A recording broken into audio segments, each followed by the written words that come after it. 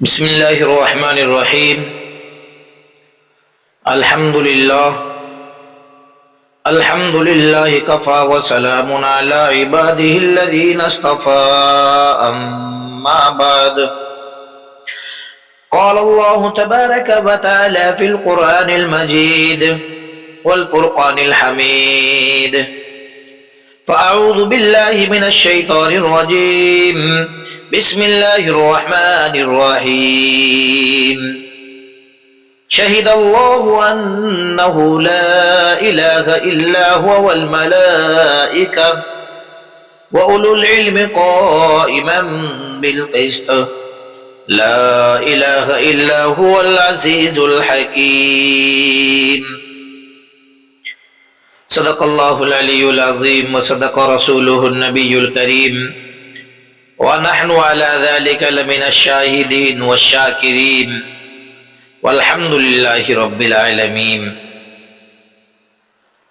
میرے محترم عزیزو، یہ آیات مبنیات عین رشد و ہدایت کلام ہے خالق ارض و سماوات رب البریات کا، جو صانع تمام مصنوعات کا سمیع ہے، ہر ایک بات کا علیم ہے، ہر ایک بات کا اس کلام کی شان بے پایا میں خیر البریات، خلاصہ کائنات، فاتح الابواب الخیرات حضرت رسول مقبول علیہ الصلوۃ والسلام فرماتے ہیں کہ جس نے ایک حرف سن لیا کلام الہی کا، معاف ہوئے اس کے 10 گناہ اور بلند ہوئے 10 درجے جنت میں اور حاصل ہوئی 10 نیکیاں. اور جس نے پڑھا کوئی حرف کلام الہی کا نماز میں بیٹھ کر، وہ مستحق ہوا 50 نیکیوں کا اور 50 درجوں کا جنت میں، اور معاف کیے جائیں گے 50 گناہ اس کے. اور کسی نے پڑھا قرآن کھڑے ہو کر نماز میں، تو پھر ایک ایک حرف کے بدلے میں 100 نیکیاں، 100 درجے جنت میں، 100 گناہ معاف ہوں گے. یہ کلام بالنظام لا يمسه الا المطہرون، شافی ہے زندوں کے امراض کا اور شفیع ہے اموات کا. لوگوں، الف لام میم تنزیل السجدہ زیادہ پڑھا کرو. یہ سورت بڑی بھاری شفاعت کرنے والی ہے، اور پہلے ایسے ہو چکا ہے کہ ایک بڑا گناہگار مسلمان اس سورت کے پڑھنے والا مر کر قبر میں رکھا گیا. جب عذاب الہی اس پر نازل ہوا، اس سورت نے اس گناہگار کو اپنے پروں میں اس طرح چھپا لیا کہ جیسے کوئی جانور اپنے انڈے بچوں کو اپنے پروں میں چھپا لیتا ہے. پھر رب العالمین کی جناب میں عرض کیا: اے میرے اللہ، اس خطا کار گناہگار کو بخش دے. اگرچہ یہ بندہ سراسر تقصیروں میں آلودہ تھا، مگر میری تلاوت بہت کرتا تھا. پھر کیا وہ تلاوت آج کچھ کام نہ آوے گی؟ نہیں، تو اس کو بخش دے. اے اللہ، اگر میں تیرا کلام اور تیری کتاب کی صورت ہوں تو میری سفارش اس عاصی معاصی کے حق میں قبول فرما، ورنہ مجھے اپنی کتاب میں سے مٹا دے، تاکہ آئندہ کوئی دوسرا دھوکہ نہ کھائے. پڑھنے والے نے مجھے شفیع سمجھ کر پڑھا، مگر یہاں میری شفاعت اس کے کام نہ آئی، تو اس سے بہتر یہ ہے کہ دنیا میں قرآن سے میرا نام مٹایا جائے. جب یہ سورت جناب باری میں یوں عرض کرے گی تو حق تعالیٰ اس کی سفارش قبول فرمائے گا اور اس میت سے عذاب قبر کو اٹھا لے گا اور زیادہ عنایت فرمائے گا، حکم دے گا کہ اس گناہگار کے گناہ شمار کر لو، ایک ایک گناہ کے بدلے ایک ایک درجہ اس کا جنت میں عالی اور بلند کرو۔ سبحان اللہ، کیا شفاعت کا حق ادا کیا۔ کہہ دو بلند آواز سے، ان هذا القرآن يشفع لنا عند ربنا فأتوا بشافع من مثله ان كنتم صادقین، کہ یہ قرآن پاک ہمارا شفیع ہے۔ اے کافرو، تم بھی کوئی ایسا ہی تلاش کر کے لاؤ اگر تم سچے ہو۔ یہاں شہنشاہ افلاک نے اپنے کلام پاک میں اسلام کا صرف پہلا رکن ارشاد فرمایا ہے، یعنی کلمہ طیبہ لا الہ الا اللہ، در حقیقت بہت بڑا رکن اسلام کا جو ہر آن ایک ایک فرد پر انسان کے فرض ہے، یہی ایک ہے۔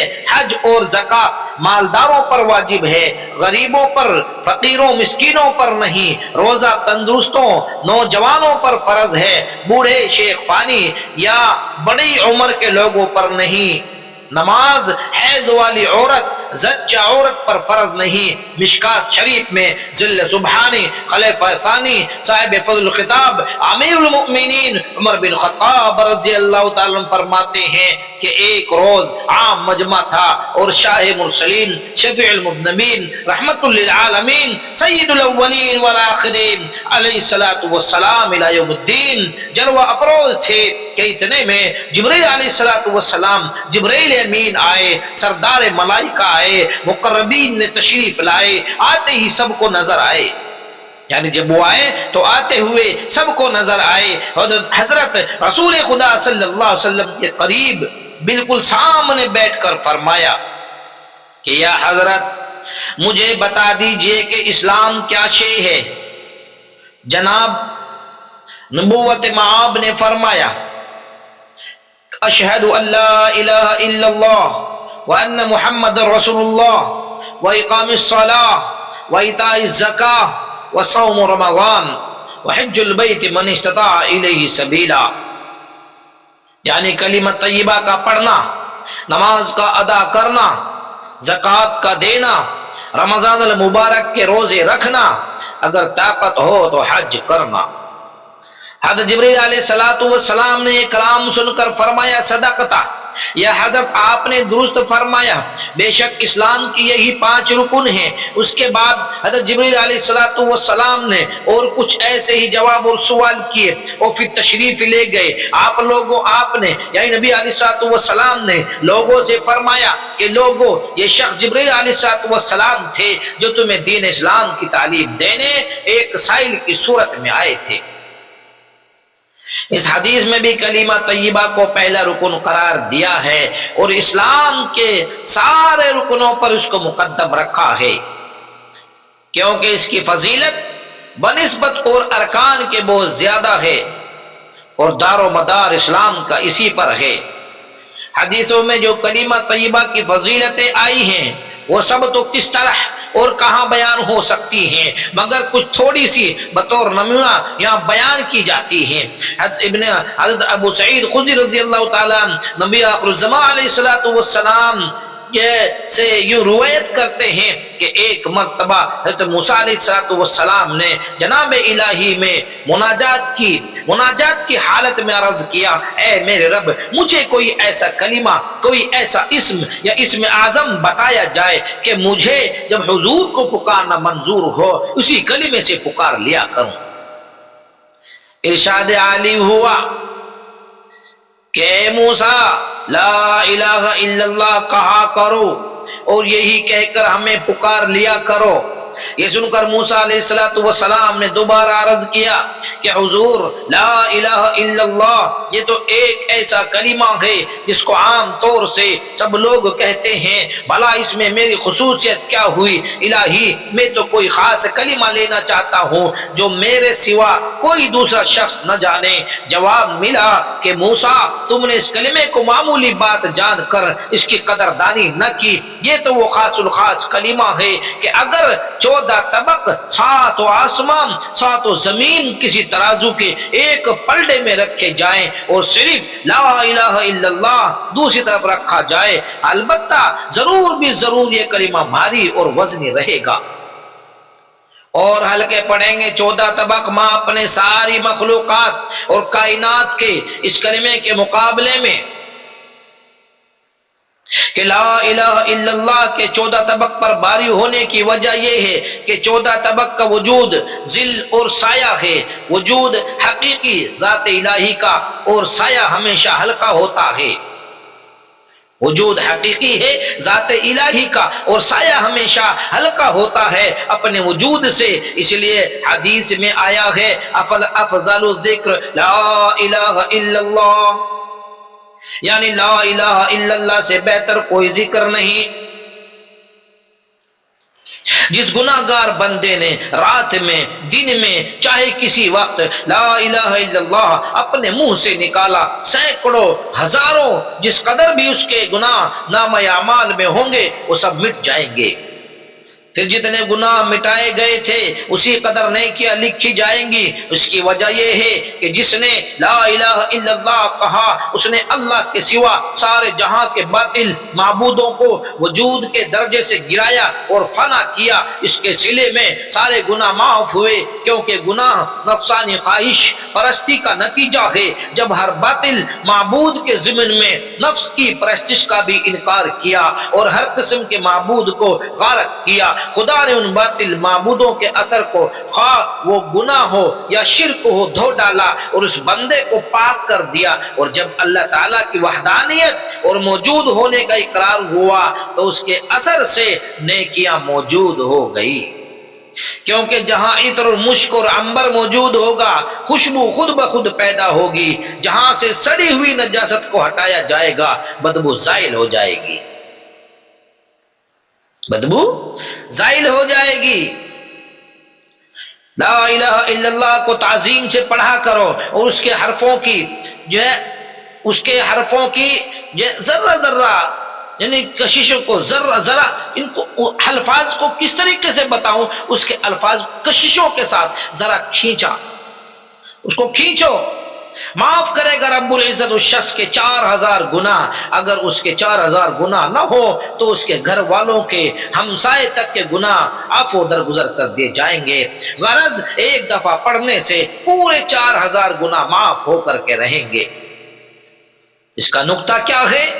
علم حساب کے قاعدے سے یہ بات ثابت ہے کہ خالی اور لا شے کے مرتبے میں صفر یعنی ایک نقطہ ہوتا ہے، بس ایک صفر لا کی جگہ رکھا گیا، بعد حرف لا کے لا الہ الا اللہ ہے، جو حرف لا کے تحت میں ہے یہ مقام بھی خالی ہے، اس کی جگہ بھی ایک نقطہ ہوا کہ الا حرف ہے اور حرف بے معنی چیز ہے، کیونکہ ہست اور نیست میں دائر ہے اور نتیجہ ہمیشہ کمتر کے مطابق ہوتا ہے، بس اللہ کی جگہ بھی خالی ہے اور خالی جگہ میں صفر ہوتا ہے۔ چوتھی مرتبہ میں اس میں ذات ہے، وہ موجود اور محقق ہے اور اس کے 4 حرف ہیں، 4 کا ہندسہ اگر چوتھی مرتبہ میں ہوگا اور اس سے پہلے 3 صفر ہوں گی تو پورے 4000 ہو جائیں گے۔ اس نئی حدیث شریف میں آیا ہے کہ جس نے لا الہ الا اللہ ایک دفعہ کہا اس کے 4000 گناہ معاف ہو گئے۔ کتنے؟ پورے 4000 گناہ معاف ہو گئے۔ اللہ تبارک و تعالی ہم سب کو کہنے سننے سے زیادہ عمل کی توفیق عطا فرمائے۔ آمین۔ وآخر دعوانا ان الحمدللہ رب العالمین۔